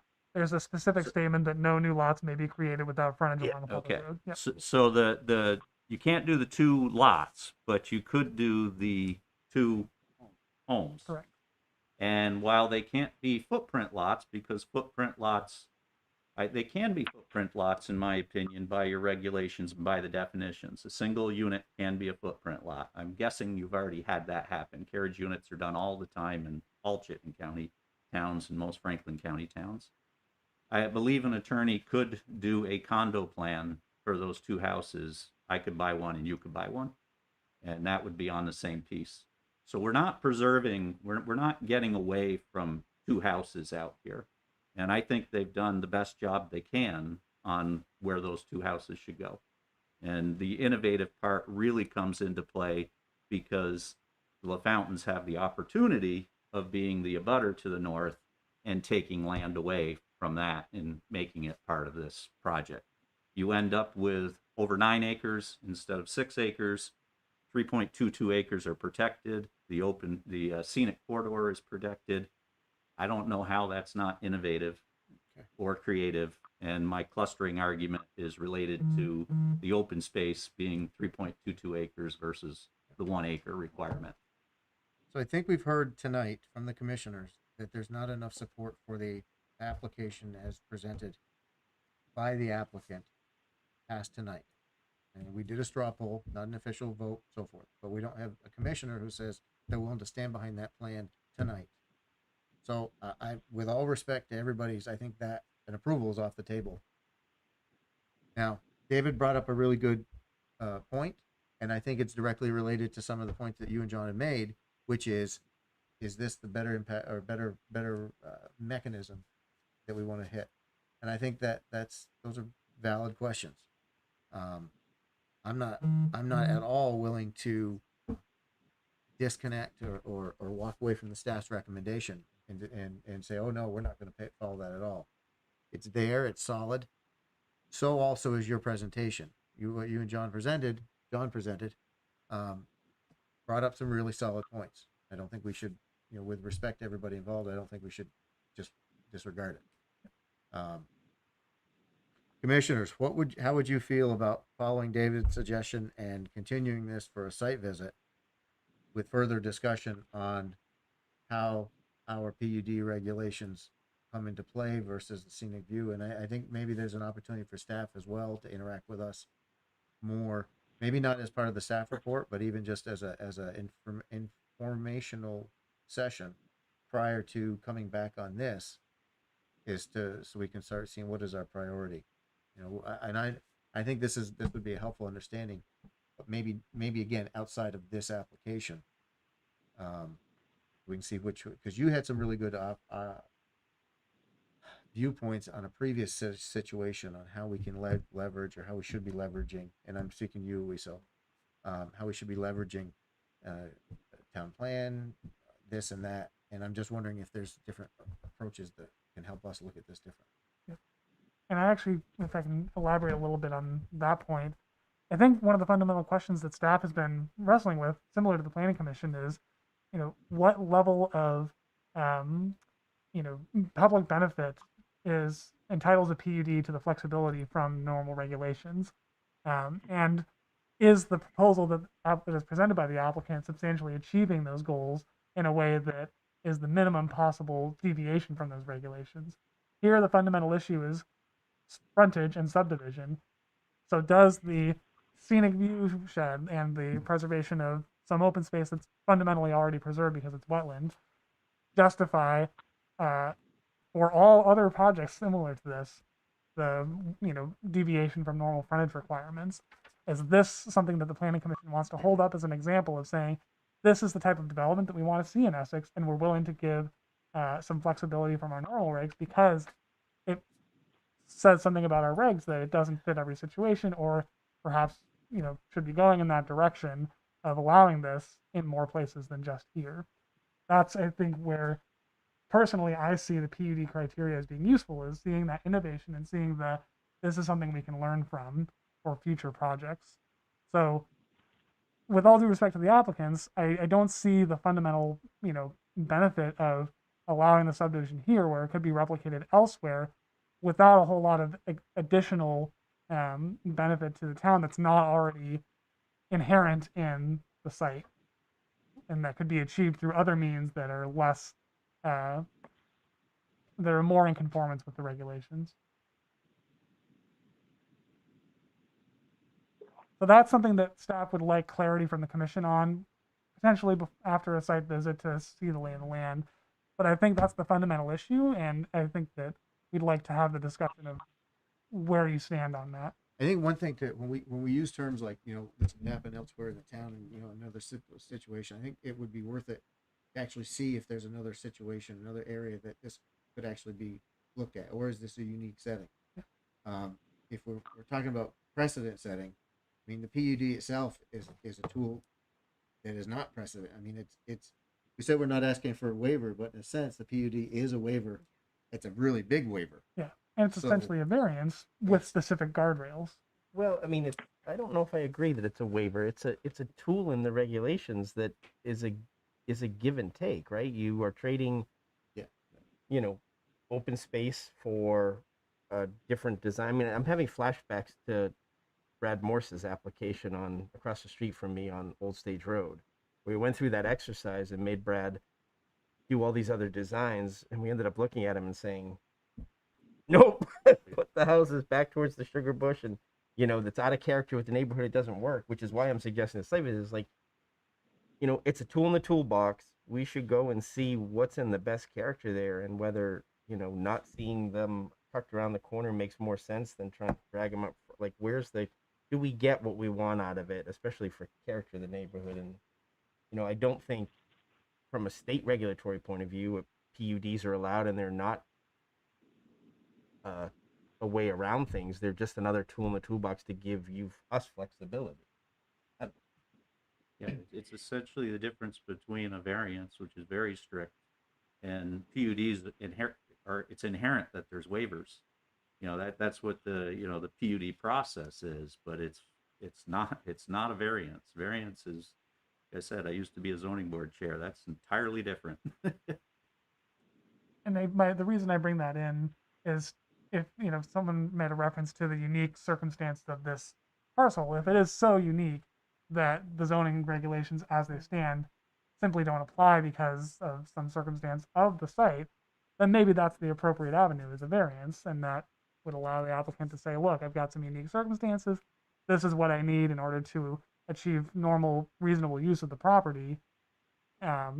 Whereas PUD, as you said, is more of a give and take, and there's a, question about, what can the town achieve that simply isn't, possible under the normal regulations. So Yeah, that's the only reason I bring that up is yeah, there was a and question I of unique agree. And for me circumstances. as a commissioner, like for me, unique circumstances don't include that legal agreement or any of that stuff. That's not unique. Right. Those are restrictions on the parcel that were known to the applicant when they bought it. For me, unique circumstances are that view corridor, the topography, the wetlands. Like, what is it that's important to the town and our town plan and regulations that would allow us to slightly bend the way we look at things in order to say, let's do it this way because we're getting this, and this. Yeah, you're achieving specific goals. Yep. Yeah. It's also not a given that because a PUD is asked for that we have to agree that a PUD is appropriate. Exactly. That sounds more like the sort of the basic question we've got in front of us. Because you're interpreting the PUD, staff is interpreting the PUD one way, applicants interpreting another, putting different elements at a higher value than so forth.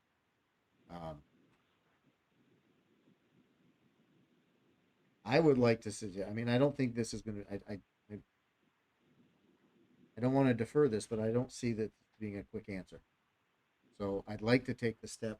I'd like to ask the commission if we can take the step as Dave requested and do a site visit while we still have, weather that, it might be good now because some of the leaves are gone.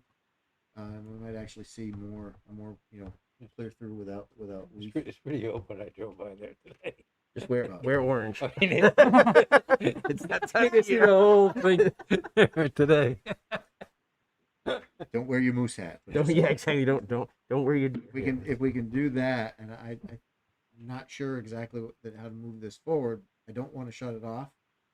I don't know. I mean, it might be cleaner to do a denial and come back, but I think everything's in front of us at this point. So I would suggest you continue it and put the site plan, the site visit. Yes, sorry, to your, and then make your decision after you come back. Continue for a site visit. Yeah. And then come back to the table. So if you bumped it to the next available, which would be probably the next meeting, October 28th. Yep. And then just pick up with this conversation right where you're at right now after you've seen the site. Commissioners, thoughts on that approach? Drew? Desperately trying to get to the unmute. Yeah, that seems good. Seems good to me. I hope that what comes out of it is we find a way, either forward or to put a complete end to it. I want some. We got to give them an answer here when we get to the end of that. Josh? Yes, I like the site visit idea. That would just require, if we're doing the recommended action, stopping as we quote the second recommended action, stopping after next available date. I would note, we wouldn't be asking for a complete revised sketch plan application, but the second option, the continuance followed by the site visit, is what I'm advocating with Dave. John? Ditto. Ed? Yeah, I think we keep it open and keep moving forward. And David, you made it, so okay. I would agree with that myself, but I'd also like, I think we may need an appendix or an addendum there. Everybody needs, nobody needs an appendix. An addendum to this, just to maybe have a different narrative on what we can wiggle on and what we can't. And because I don't want to I want to be sure we're clear on what you as staff feel is an absolute versus something we really can wiggle, because we've heard two different interpretations of these PUDs.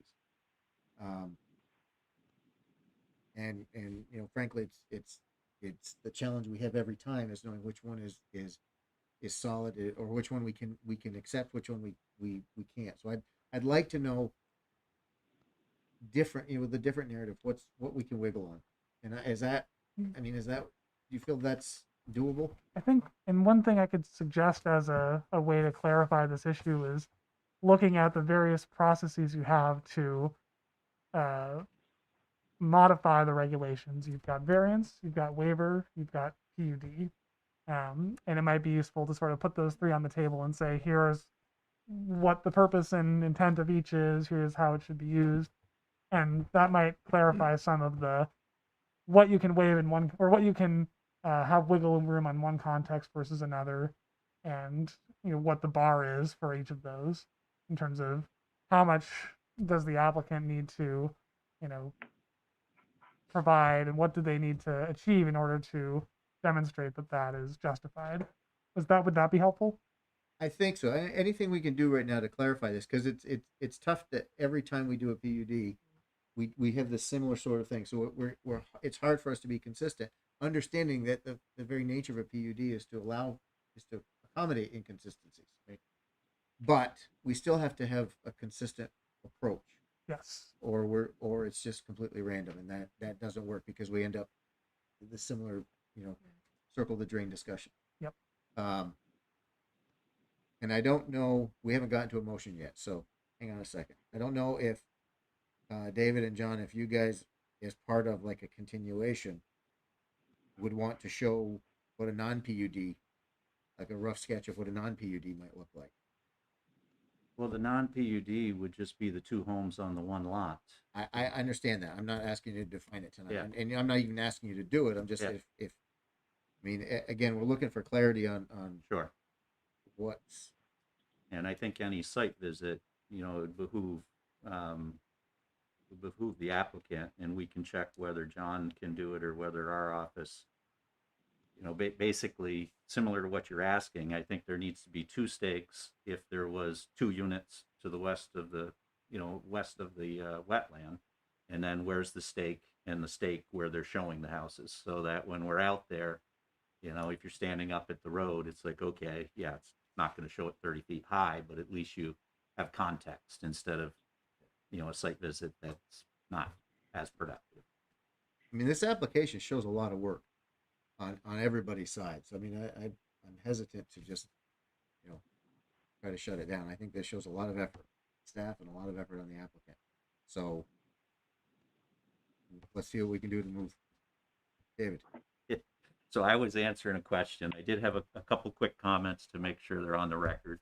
As I said, my belief, having done this for 36 years in PUDs during those 36 years, town to town, is that, well, one, the level from variance to waiver to PUD is a steep decline, you know, as far as what the merits are. With a PUD, you shouldn't be worried about precedence. It is case by case. It's your opinion individually of whether you think it's better than the alternative. The alternative here is two homes on one lot, and or just the one home. But when you say you can't do two, you can do two, as staff recommended. A duplex, which was suggested, would not be in keeping with the rural character of this area, would not be in keeping with the regulation. The town plan is what it's talking about the most, including in the staff report. So when you say, do we have any definitives? I think you got two definitives. One is the one I mentioned. If you believe the 5-to-1 ratio needs to be met in a PUD, that lot needs to be shortened to 500 feet. That's one definitive if you believe that 5-to-1 carries to a PUD. Your other definitive is the town plan. And the town plan, the only thing that shows up is the scenic corridor. And they've done the best they can do to limit the impact on the scenic corridor. So, you know, I wouldn't be here if I didn't think that that they have done a good job. So it's up to us to decide whether or not which route we need to go. So at this point, it feels like the next step is to continue for a site visit to the next prior to the next planning commission meeting, either that night of or as soon as possible afterwards. Put that in the motion, just after striking that last part and just say next following a scheduled site visit. Okay. October 28th. Is that your motion? It was mumbled. Yeah, so I move that the planning commission continue the public hearing for the application by Brad and Renee LaFountain for a boundary adjustment and 2-lot residential plan unit development at 109 Brigham Hill Road, tax map 14, parcel 15, lot 602, and 113 Brigham Hill Road, tax map 14, parcel 18, to the next available date following a scheduled site visit. We have a second for that. Second. I will second that. Too late. You guys are slow. Be quicker on your unmute buttons. David, seconded by Ned. All those in favor? Aye. Aye. Opposed? Motion carries 6-0. Okay, we'll continue discussion about this. Thank you. Thank you. David? Thank you. That was You helpful. can keep that if you want. I'll get it on the next one. Okay. Hope that's yours on the ground, or Sure, thanks. Yeah. Thanks, John. David, is that yours or is that staff?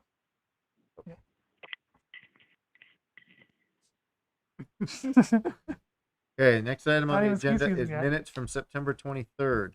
Do we have a motion on the minutes? September 23rd. Okay, nobody jump.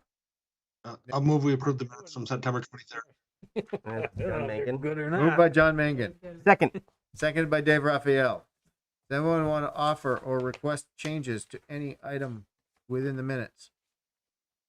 Hearing none. All those in favor of the minutes as presented, signify by saying aye. Aye. Aye. Opposed? Minutes carry 6-0. Other business? Just to inform you of an Airbnb going before the zoning board at 17 Alderbrook Road. This is an after the fact Airbnb. A neighbor complained. I've since been to do a site visit, and they have a lot of company, so they have used it as an Airbnb for a little bit, but they also are from out of state and have a lot of company. And currently, as I was there, the mother-in-law was there for 3 months. They're So, charging their mother-in-law? That's horrible. Smart. yeah. They don't stay as long. Yeah, exactly right. Not so the point was that it's not always going to be proposed as a constant Airbnb. Okay. So anyhow, I will report that I reported to you.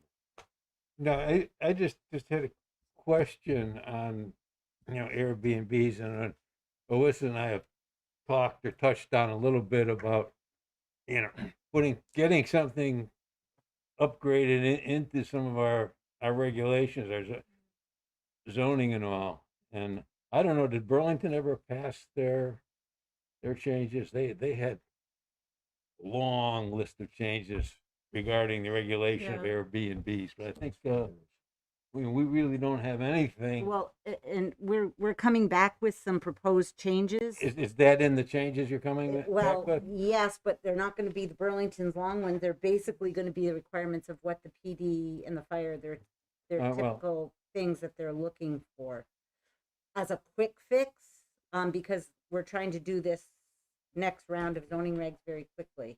I'll talk to Owiso about it in the office, and if we want to bump it to when we do some meatier stuff, we can do that too. One of the state legislative committees, and I don't know which one, is also dealing with it. And I'll follow up with John Kalaki, because he and I have been talking about it, and we just get started and Yeah. run out of wine. Right. Yeah, and we should be careful. It's not just Airbnbs. It's basically short-term rentals. Right. I mean, that could be VRBO, it could be Vacasa, it could be Airbnb. It's anytime you're taking a residential or a dwelling and turning it into a short-term rental, less than 30 days. I deal with, whether they're handicap accessible as well as a whole host of fire regulations, and I'm sure, and egress regulations, and I'm sure they're, man, a little. Well, those are the ones that worry me, is the fire and the egress, because when we Oh, when I do a multifamily sale or a condominium, we're required to do a division of fire safety time of sale inspection, and that's a title issue. Single family homes don't have that. So if you take a single family home and turn it into a short term rental, you could have 3 bedrooms with no egress windows, and someone dies in that, and the homeowner, unbeknownst to them, thinks they're, oh, this is cool, I'm renting out my place, and all of a sudden they get a lawsuit because a family died or there was no CO detector in the home. I mean, it's just You can claim a window, but it's got to be a certain size. And it'd be good to land on it. Yeah. Game. So the state fire codes come into play for rental properties. However, the state fire marshal has been so busy that they can't get to it all. Yeah, well, and they definitely don't track short-term and single families. I can promise you that. We barely can get them to respond to a time of sale inspection. They're so understaffed. No. And they do a great job, but there's only a few of them. And there's maybe some movement going to happen on that with the rental registry bill. It was like this close to getting passed last first round of the session, and it may come back in this second half of the biennium, and that may or may not include anything on short-term rentals and fire code for single-family homes. Nice. And then the next thing is PC operating procedures. We took a whack at putting some language in. It should be on your. So those weren't in. I downloaded. So I don't know when those went up, but they weren't in there. The only thing I had was SB neighbor town packages. Yeah, they weren't in there. Okay, we will bump that to the next meeting. No, then. would you have it? Can you bring it up? I can share. We did put together a bit of a flow chart, but it, yeah, here, let me show you real quick. Just to see. Flow chart. It could be. It's a draft. How's that? Yes, Dustin. By all means, let's talk about that now. You guys wanted it. I didn't ask for it. Quite the opposite. So essentially, this is looking at how you get into deliberative session. I apologize for the. It's not very presentable, but we do hope to clean it up a little bit.